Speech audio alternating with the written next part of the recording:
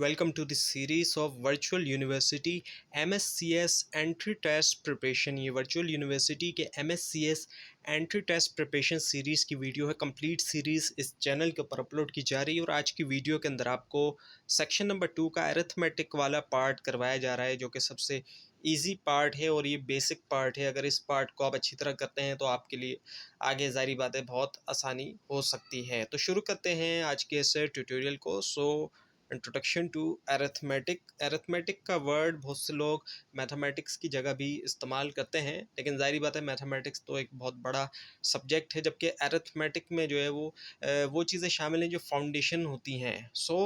Basic arithmetic operations जो है उसके अंदर एडिशन आ जाता है, सब्ट्रैक्शन आ जाता है। एडिशन में हम ऐड करते हैं, सब्ट्रैक्शन में हम माइनस करते हैं एक नंबर से दूसरे नंबर को, मल्टीप्लिकेशन में मल्टीप्लाई करते हैं, नंबर्स को आपस में मल्टीप्लाई करते हैं, जबकि डिवीजन के अंदर हम डिवाइड करते हैं। सो ये जो है वो कोर ऑपरेशंस होते हैं, यानी कि बेसिक ऑपरेशंस होते हैं। ये बेसिक अरिथमेटिक ऑपरेशंस है और मैथमेटिक्स के अंदर भी ये बेसिक ऑपरेशंस होते हैं। So foundation for advance math, जो एडवांस लेवल की मैथमेटिक्स है उसके लिए ये फाउंडेशन प्रोवाइड करती है। So arithmetic provides essential skills for understanding algebra, geometry and higher math.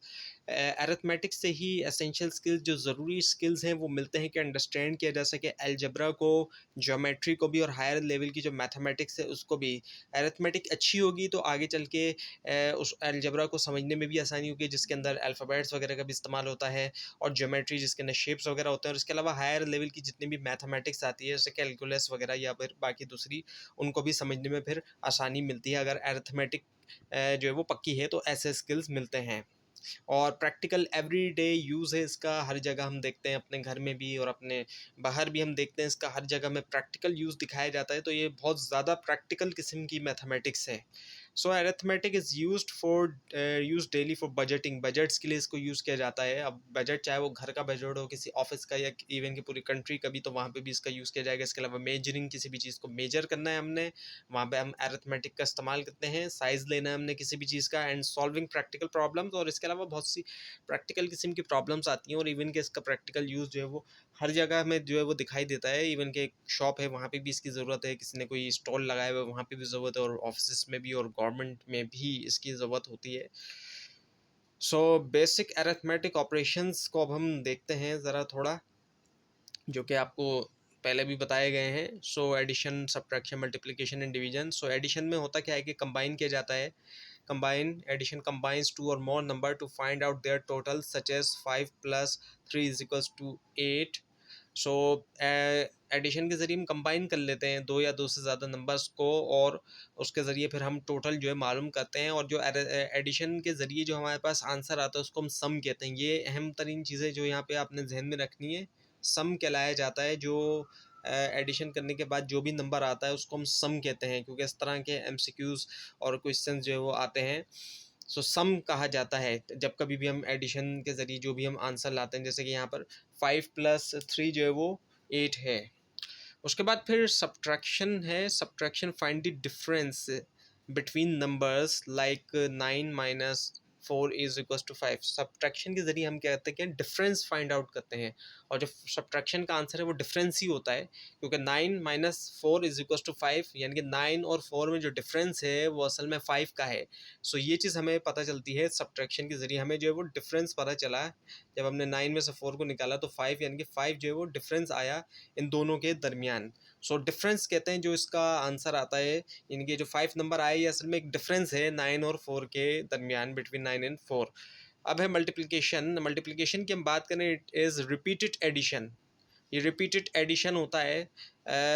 जैसे 6 टाइम्स 2 इक्वल्स 12, यानी कि अब 6 को हम 2 से मल्टीप्लाई कर रहे हैं, तो इसका ये मतलब है कि एक तरह से हम 6 को 2 टाइम्स लिख के ऐड कर रहे हैं, एक तरह से ये है। सो इसीलिए इसको हम रिपीटेड एडिशन कहते हैं। इसी तरह से 6 को हम 3 से मल्टीप्लाई कर रहे हैं, तो 6 को हम 3 टाइम्स लिख के एक तरह से हम ऐड कर रहे हैं, तो इसका ये मतलब है। सो ये रिपीटेड एडिशन कहलाया जाता है, और इसका आंसर जो होता है वो प्रोडक्ट कहलाया जाता है। इनके 12 एक तरह से प्रोडक्ट है ये। और फिर डिवीजन आता है हमारे पास। डिवीजन के अंदर हम क्या कहते हैं, division splits a number into equal parts, such as 12 divided by 3 equals 4। यानी कि डिवीजन के जरिए स्प्लिट कर देते हैं, तोड़ देते हैं किसी भी नंबर को हम इक्वल पार्ट्स के अंदर, इनके बराबर जो हिस्से हैं उनके अंदर हम तोड़ देते हैं। और जैसे कि 12 डिवाइडेड बाय 3 इक्वल्स 4 आता है। हम 12 को अगर हम 3 से डिवाइड करेंगे तो हमारा आंसर जो आएगा वो 4 आएगा। यानी कि इसका मतलब हो गया है कि इक्वल हिस्सों में तोड़ दिया गया है 12 को। 3 यानी कि 4 हिस्सों में तोड़ा जा सकता है। अगर हम 3 से तोड़ेंगे 12 को, यानी कि 3 को हम 4 बार लिखेंगे तो फिर वो 12 देता है। और ये मल्टीप्लिकेशन का अपोजिट है। ये तीनों जो है वो मिलके ये जो 3-4 बार है ये मिलके जाहिर बात है ये 12 बनाता है। तो हम इक्वल पार्ट में तोड़ रहे हैं और ये मल्टीप्लिकेशन का अपोजिट होता है, डिवीजन जो होता है, जबकि एडिशन और सब्ट्रैक्शन एक दूसरे के अपोजिट होते हैं।